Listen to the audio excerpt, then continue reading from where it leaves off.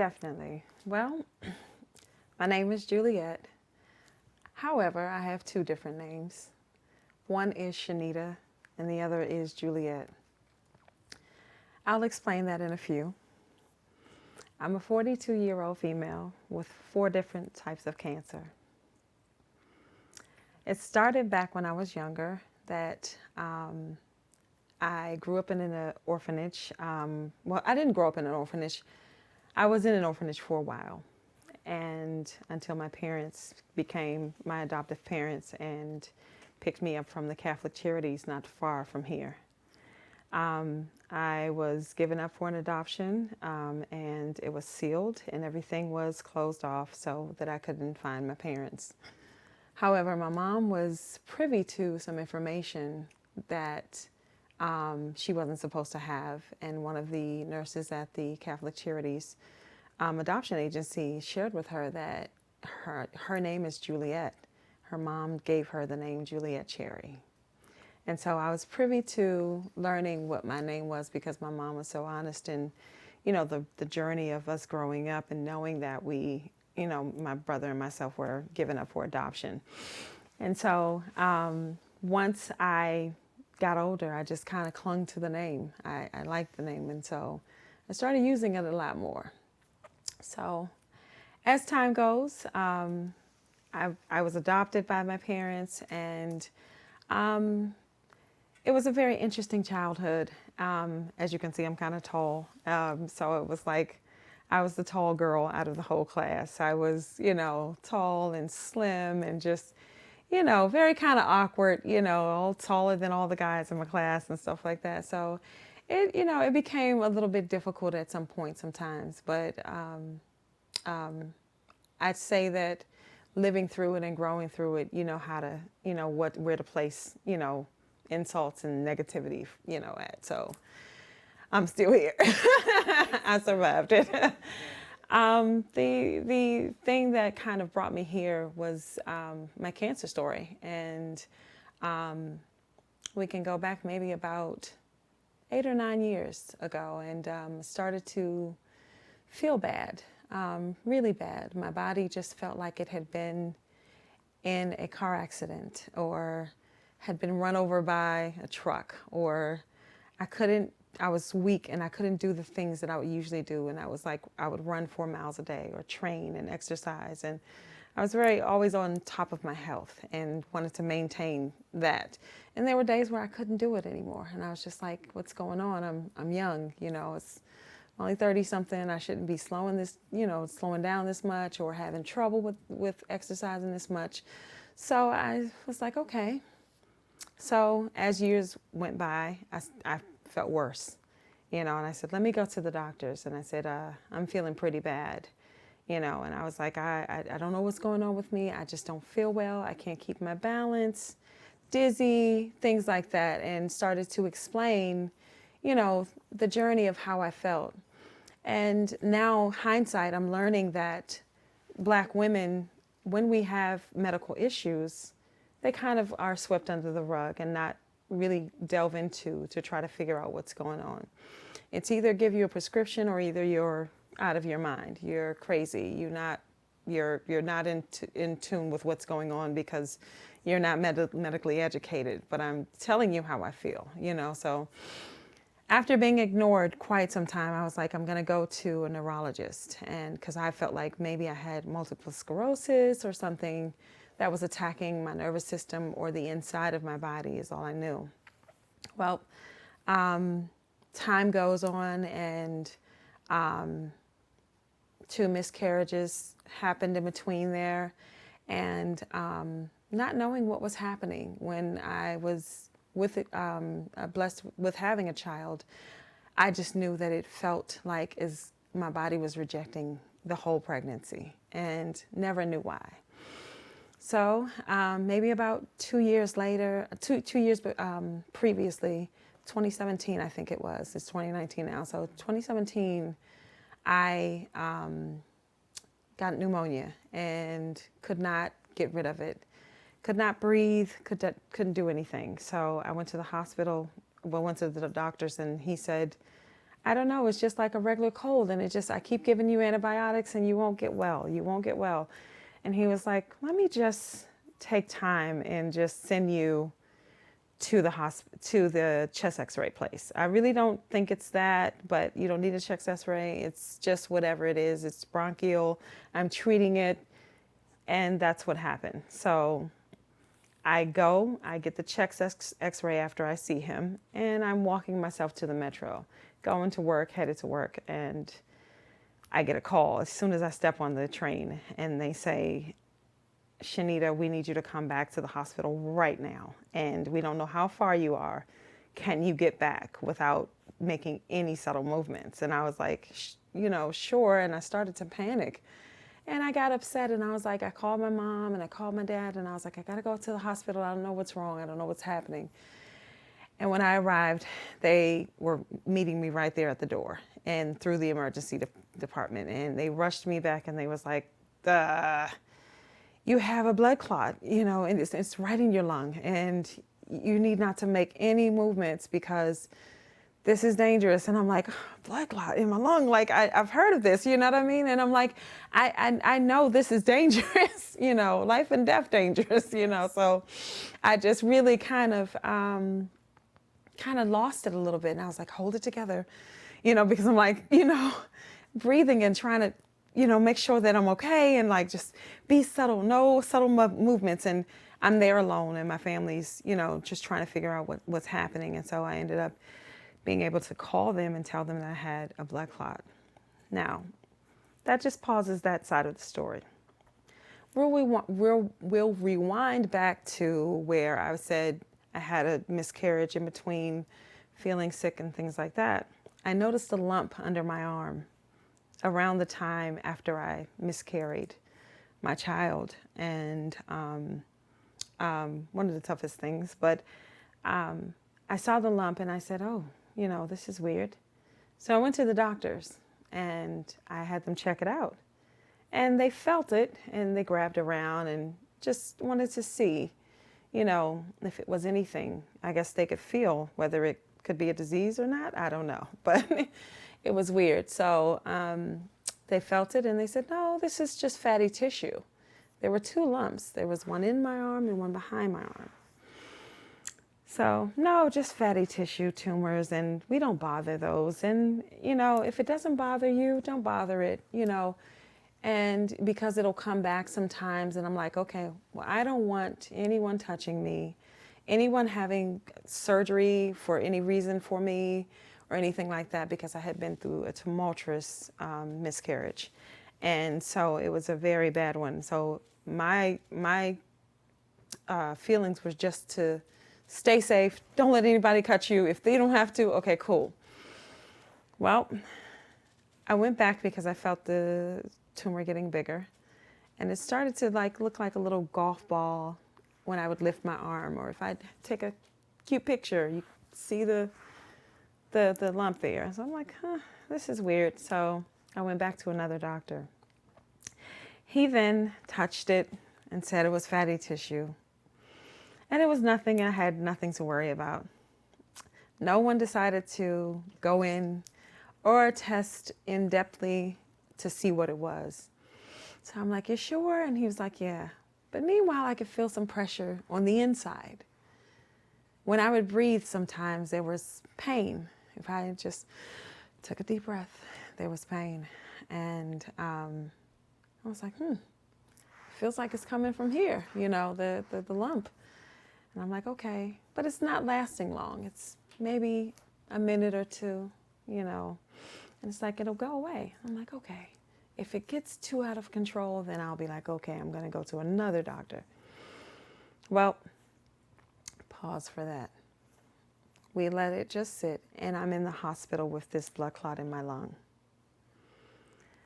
The blood clot, as they did the scans of my chest, showed that this small tumor the size of a golf ball, when I would raise my hand, was now residing all the way down in my rib cage. It had spread and grown inside of me and started to press down on organs. So with that being so large, the doctor, she knew something was wrong. And she was just like, Miss Copeland, I just need to get you these blood thinners and get this clot together. But we have a lot to talk about. Can I stop you right here and ask you to say that again because I heard some noise? Yes. I want you to say that it went from Yeah. the lump here down in Okay. Okay. Okay. Thank you. Mm-hmm. Ready? Can you give it a pause before you do it, just so I can make it easier for Sure. like you think about it? Just it might make it easier. Gotcha. Mm-hmm. All right. Tell me when to go, I guess. You good. Okay. So, the tumor from my underarm that I had at that moment had actually been effective with this blood clot. The doctor came and she said, there's a tumor leading from your arm all the way down to the inside of your rib cage. So at that moment, I'm thinking I'm dealing with a blood clot, but then there's a huge tumor that I had already been checked out twice by 2 doctors that had grown and started to press down on some of my organs. So with my doctor being so concerned about the blood clot because that was immediate, imminent, at the point for me to get rid of, we tended to that. And she said, I need you to come see me after you finish because we need to send you for a mammogram. And I said, hey, I've been for a mammogram. I'm okay. And when I went to have the mammogram, the doctor there started to say, I see something, and you either have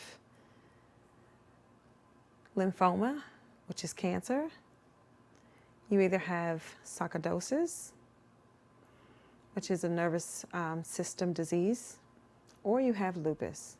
I'm going to ask you to stop for a second and take a breather. Mm-hmm. I want you to start again when you say that you went with going to see the last doctor. Sorry, we could hear the water upstairs. Well, we can hear the water going. Gotcha, okay. So that's coming through on the mic. Mm-hmm. So I need you to kind of go back just Okay. a little bit. Okay. So take a pause. So back to the part where I After you said, it was a rip, your doctor wanted to see me. see. Okay. Right. All right, cool. You'll take a pause and start. Okay. Thank you. So my doctor decided that she needed to see me and follow it with me, not just for the blood clot, but also for the tumor that she had actually seen on the scans that she had run. She wanted to send me for a mammogram. And I had had a mammogram before, so no big deal. I'm fine. I've had a mammogram. I know I'm good. And as I went to go get the mammogram, the doctor said, I see some things, and they're leading me to three diseases. One being lymphoma, which is cancer. The other being sarcoidosis, which is a nervous system disease, and also lupus. He said, you have one of these, but I don't know which one it is. So I sat in the office and I went through my head and I started saying, no, it's MS, because I told them a couple of years ago. And the way that I feel, I know it is, and maybe I know it's not lupus because I don't break out in rashes, and I started to eliminate, all of the things of why what he was saying didn't make sense. And I knew, that I had multiple sclerosis, and he didn't know. And I also said a little prayer. I said, thank you, God, because I knew that something was wrong with me and no one took the time to find it. And I thought I was going crazy because I could not do the things that I wanted to do. I remember one of the most hurtful things that I couldn't do was that my grandmother was getting older, and we would have to watch her. But if you watched her, you would have to lift her and help her. But my body couldn't do it. And I couldn't say why I couldn't do it, because people would look at me and be like, you're fine, you're okay. You can look at me today and it doesn't seem like I'm fighting 4 different cancers. So people were not going to accept that as something that they would believe, you know what I mean? Like, you go out and you do whatever you want, and I'm like, but I feel bad. So that was a thing where I could not explain, I can't lift grandma. I know I can't, you know what I mean? Like, it may seem like I can on the outside, I may look like I can, but I know I can't lift my grandmother if I tried to keep her. So that was one of the things. So here we are, and I'm thanking God for finding something, whatever it is. You found it, because I had been feeling so bad for years, and I could not explain to people exactly what it was. So I go home, and I break the news to my friends and my family that I have something. We don't know what it is, but I'm thinking it's MS, and I'm telling them for surely that, I told them years ago, da, da, da. And it's just funny because I just thought I knew, and I had ruled out everything he said to me. And I think one day I had went to go get some iron because I had started to get iron infusions because my blood was so low from the blood thinners and everything like that. And I was severely anemic just all my life, period, and no one treated it. But nevertheless, we just kind of started getting the iron infusions. And one day I went to breakfast, probably like a week later, after the doctor gave me the 3 different prognosis and that it could be that I was dealing with. So we went to breakfast, me and my dad, like we always do, and got there. And as soon as I walked to the door, my doctor called, and she said, "You have cancer." And at that very moment, my cousin so happened and her husband happened to walk in the same restaurant. And I'm like, okay, we don't fall apart here. And we just got through breakfast. I know that they could tell something was wrong because I was just, like, okay. And, kind of trying to get through the emotions of everything.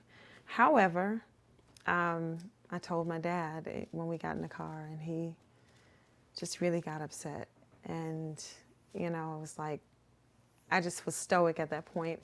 I did not know how to move, how to react. I was just in shock because I don't think I believed it at that point. So I began to really just slowly but surely tell people I have cancer, some kind of cancer, some lymphoma, whatever this is. And of course you go to Google. So you start Googling lymphoma and what is it, and am I going to die, and how many years do I have to live? And it's the biggest thing that you want to do at the point, is try to find as much information as you can, research as much as you can, just look and ask and see if anybody knows anything. So that was the most important thing, just trying to find out. Me, I am an informational box. I am a researcher. So when I can find answers, I can fight. I can hold on. I can say, this is what this is. I know it. I searched it, and this is, how I get through. So the more I searched, I was like, okay, there's more than one type of lymphoma. So what do which one do I have? And so it became so confusing. So I waited for my doctor to call, and she called and she said, I need to bring you in for another test. And I'm like, okay, fine. So that was something called a biopsy of the hip, where they do a bone marrow biopsy. And I had that in her office, which was a very unpleasant experience, very unpleasant. But we got through it. And she said, I'll call you. And I said, well, what about the cancer? And she said, I'll call you. And I'm like, okay, So about 3 days later, after she gathered all her information, she said, Ms. Copeland, I'm so sorry to tell you, but you have 3 different cancers in your system. She said, when we took the tumor out, we found Hodgkin's lymphoma. And then we scanned your body and looked all over the cells, all the rest of your neck, behind your chest wall, down in your pelvis. There's non-Hodgkin's lymphoma there. And she said, that normally is not a normal circumstance. You either have one or you have the other.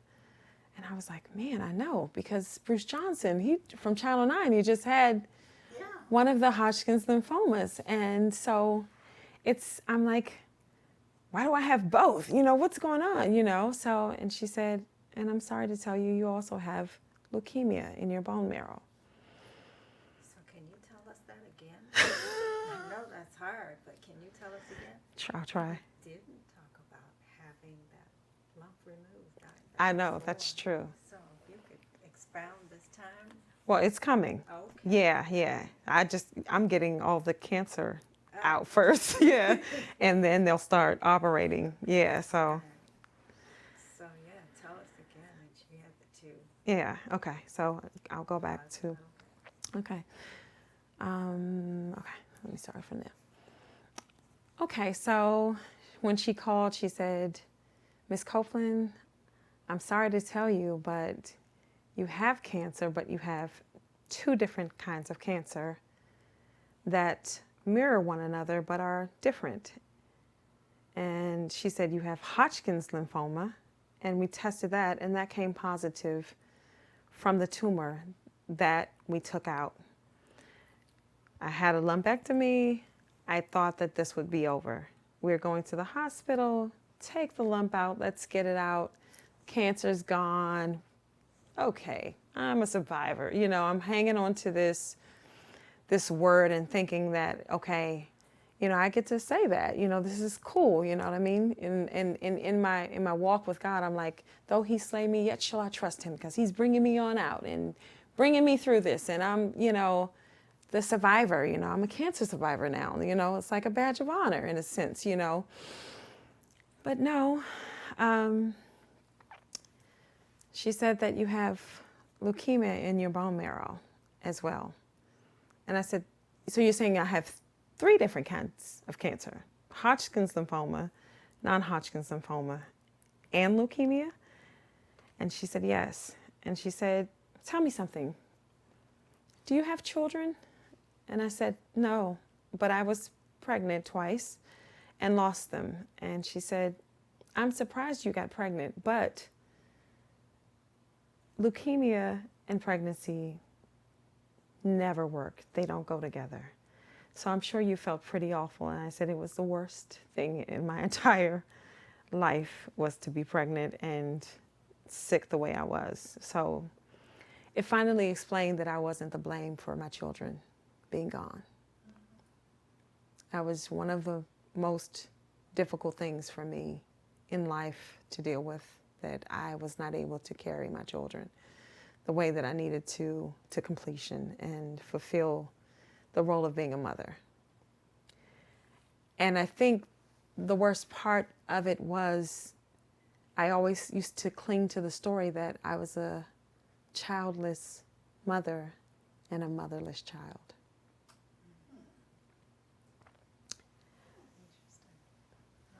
Being put up for adoption meant more to me to have a baby, because that part of me was gone and missing and I didn't have it. So for me, being adopted, not having a mother, but becoming a mother was the next step to almost Band-Aid it, you know what I mean? Almost fix it, okay? You're not broken, you know, just because that person left you, you can create unconditional love with your own children. So I thought. But because of the leukemia, that dream was not, you know, it didn't come to fruition. And I think I held on to that pain so much because I just felt like a failure. You know, I had let my children down, even though I knew in my head, you're in the best place possible, because this earth here is a crazy place to be. But I was thinking my love could supersede all, you know, for them. You know, I just wanted to get my hands on them and just have a part of me, even though I hadn't had a part of me, if that makes sense. So that was a difficult pill to swallow, but also I found solace and peace understanding that it wasn't my fault. So.